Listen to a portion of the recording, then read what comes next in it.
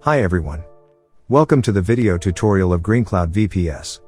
This is a continuation of the Install IIS web server on Windows Server 2019 guide. We are going to use the default site by getting to know where its document root is and how to host a simple website within it. This way, you can easily upload your files and kick your site off without much fuss and configuration. Firstly, open your Server Manager and click on the Tools option and choose the Internet Information Services Manager from the drop-down menu. You need to expand the server name.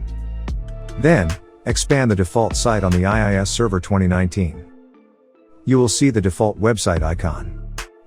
The default site on IIS Server 2019 stores its files in a particular directory. To display this information, right-click on it, choose the Manage Website, then choose the Advanced Settings. This will open a window with all of the default site's information such as files or document root. If you click on Physical Path, you can choose a different document root.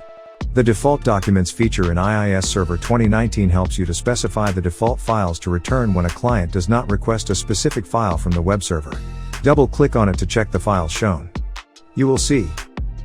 Now create an index.html file in the document root and check if it gets loaded in IIS Server 2019. To do this, open your notepad and add the following HTML code to it. Then, save it to the following path.